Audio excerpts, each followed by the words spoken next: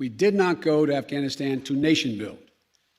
And it's the right and the responsibility of Afghan people alone. So we did not go to Afghanistan for nation build. हम अफ़गानिस्तान में उनकी कौम के हालात बेहतर करने के लिए नहीं गए थे।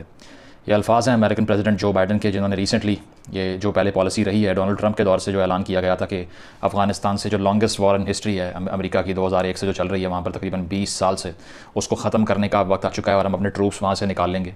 लेकिन हुआ ये कि ट्रंप साहब तो वो ना कर सके, लेकिन जो बाइडन ने आते साथ ही एक रैपिड पुल आउट किया है अफ़गानिस्तान से और तकरीबन सारे ट्रूप्स उनके इस महीने के एंड तक वहाँ से निकल जाएंगे। अब भी आई गेस एक मेजॉरिटी लेवल पे विड्रॉल हो चुका है। अब अगर देखा जाए तो ये सारी सूरत हाल जो टर्मोइल की अफ़गानिस्तान में बनी हुई है, इसकी तारीख़ क्या है, ये कहाँ से शुरू होती है, क्यों अफ़गानिस्तान इतना अनस्टेबल रीजन है कि वहाँ पर मेजर पावर्स आती रहती हैं और डिस्टेबलाइज़ करके उसको चली जाती हैं, इस तरह से या हार जाती हैं, और क्यों ये सिविल वॉर की जो कैफियत है वो कभी ख़त्म नहीं होती। इसके अलावा आजकल के दौर में जो तालिबान रजीम है वो क्या करने जा रही है अफ़गानिस्तान में और आगे क्या हो रहा है और पाकिस्तान की पोजीशन क्या है, इन तमाम इशूज़ पे आज हम बात करेंगे। So let's begin with brief history. पहली बात तो ये है कि अफ़गानिस्तान की जो तारीख़ है वो इतनी वॉलेटाइल और इतनी बड़ी है और इतनी कॉम्प्लेक्स और पेचीदा है कि उसके अंदर आप 1 घंटे की डॉक्यूमेंट्री में भी मेरा ख्याल है कि हिस्ट्री उसकी मुकम्मल नहीं कर सकते, जो कि इवन मॉडर्न हिस्ट्री की भी अगर आप बात कर लें तो सुपरफिशियली उसको टच करूँगा ताकि थोड़ी अंडरस्टैंडिंग मिल जाए। पर्पज़ सिर्फ ये नहीं है कि हिस्ट्री की क्लास देना, पर्पज़ ये है कि नैरेटिव क्या होना चाहिए हमारा उसको कैलकुलेट करें तारीख़ को देखते हुए और आज जो हालात वहाँ पर चल रहे हैं उसको देखते हुए। तो होता यह है कि अफ़गानिस्तान शुरू से ही इसको कहा जाता है ग्रेव यार्ड ऑफ एम्पायर्स, कि जो दुनिया की बड़ी बड़ी ताकतें हैं वो यहाँ पर आती हैं और उनका कब्रिस्तान ये बन जाता है।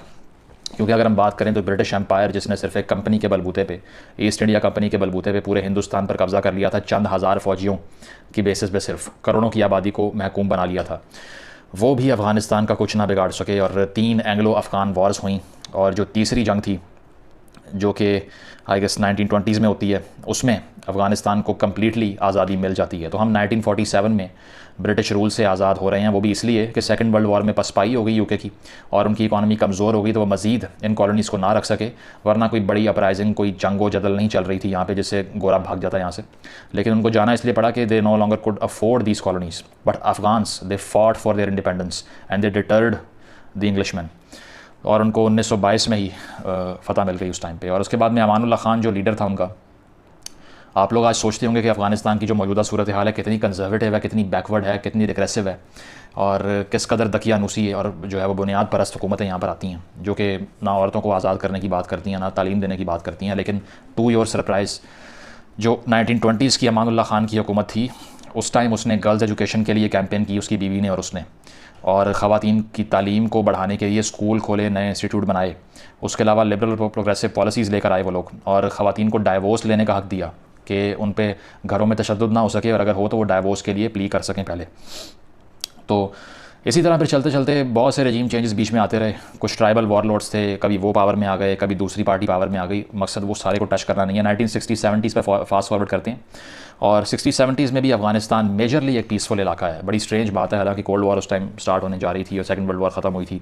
दुनिया में अक्सर जगहों पे जो है वो खासी सिविल वॉर्स भी हो रही थी। अमेरिका के अंदर अच्छी खासी एक जो है ना वो अपराइजिंग चल रही थी सिविल राइट्स मूवमेंट के नाम से, जो अपने हकूक़ के लिए जो तहरीक चली थी। तो 1960-70s में भी अफ़गानिस्तान में पीस था और टूरिज़म स्पॉट थी वो। वहाँ पर जो हिपीज़ थे, जो वेस्टर्न ट्रैवलर्स हुआ करते थे, वो आया करते थे। और इसके अलावा एक बड़ी टूरिस्ट अट्रैक्शन थी वहाँ पे और लोग बड़े फ्रेंडली थे। किसी ने तसव्वुर नहीं किया था कि वहाँ पर कोई फॉरेन टूरिस्ट जाएगा तो उसकी लाश मिलेगी कल को। होता यह है कि फिर आगे जाके एक कम्युनिस्ट लीडर था जिसका नाम था नूर मोहम्मद तराकीज़। तो जो नूर मोहम्मद तराकी है उसको असैसिनेट कर दिया गया और उसकी असैसिनेशन के बाद बहुत बड़ा पावर वैक्यूम बन गया और उसके बाद एक सिविल वॉर की कैफियत शुरू हो गई, लड़ाइयाँ शुरू हो गई। तो ये देखते हुए, क्योंकि वहाँ सर्द जंग का दौर था और उस दौर में अमेरिका और रूस दोनों ताकत के लिए जो बाहर बैरूनी ताकतें थीं उनमें अपने इन्फ्लुएंस को कायम करने के लिए इन्वेजन्स कर रही थी, इन्वेस्टमेंट्स कर रही थी, प्रॉक्सी वॉर्स लड़ रही थी। तो यूएसएसआर जो कि सोवियत यूनियन थी उस टाइम पे, रशिया की, उसने देखा कि अपॉर्चुनिटी तो अच्छी है क्योंकि वैक्यूम बना हुआ है बहुत बड़ा और कम्युनिस्ट पार्टी भी वहाँ पर मौजूद है जो कि वर्कर्स पार्टी है या इस तरह की और पार्टीज़ वहाँ पर मौजूद थी। वो पार्टीज़ भी वहाँ पर मौजूद हैं, तो क्यों ना वहाँ पर जाके इन्वेड करें इनको और अपना स्ट्रॉन्ग होल्ड कर लें ताकि अमेरिका कल को यहाँ पे इस खित्ते में अपना असर रसूख पैदा ना कर सके। तो 1979 में जी रशिया इन्वेड कर देता है और रशिया इन्वेड करता है तो अमेरिका परेशान हो जाता है। अमेरिका कहता है कि यार अब हम क्या करें, क्योंकि अगर ये यहाँ पर आकर बैठ गए तो ये सारा जो सेंट्रल एशिया का रीजन है या इस तरफ एशिया का रीजन है, पाकिस्तान लगता है एक तरफ, दूसरी साइड पे चाइना भी है, तो इस सारे खित्ते में अगर रूस दरमियान में आकर बैठ गया हमारे लिए तो बहुत बड़ा ख़तरा है कि कल को पूरा जो एशियन कॉन्टिनेंट है या जो पूरा ईस्टर्न कॉन्टिनेंट है वो कहीं पूरा रशियन ब्लॉक ना बन जाए, कहीं पूरा यूएसएसआर के अंडर ना आ जाए। So they had to do something very rapidly and they did that. उन्होंने मुजाहिदीन को सपोर्ट करना शुरू किया।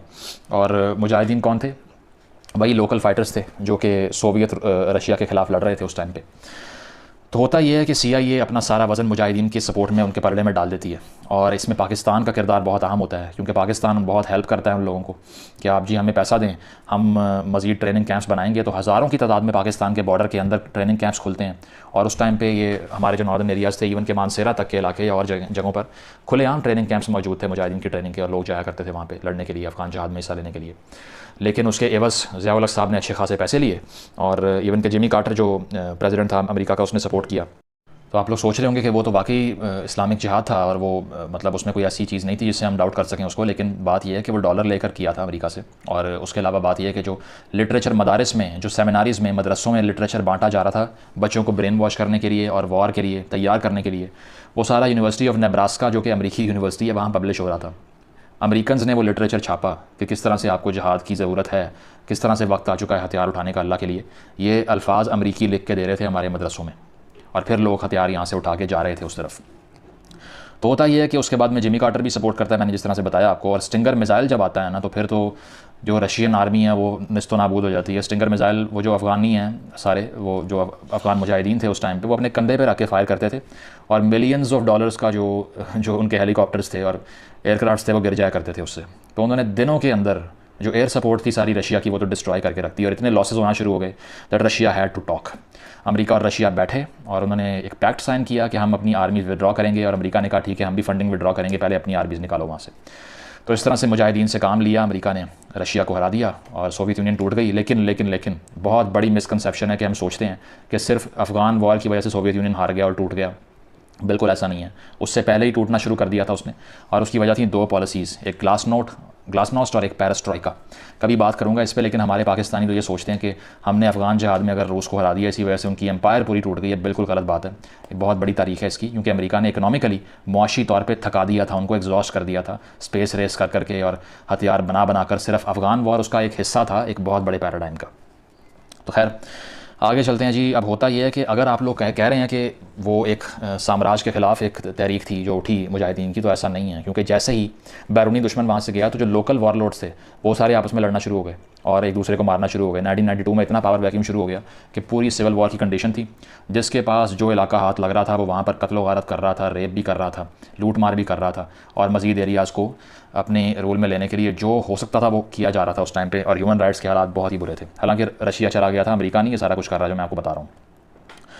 तो होता ये है कि ये सारा कुछ देखते हुए जो वहाँ पर सूरत हाल बन रही है, मुल्ला उमर जो कि लीडर बना तालिबान का 1994 में, तालिबान की बुनियाद रखता है वो, और तालिबान का मतलब ही स्टूडेंट्स है, और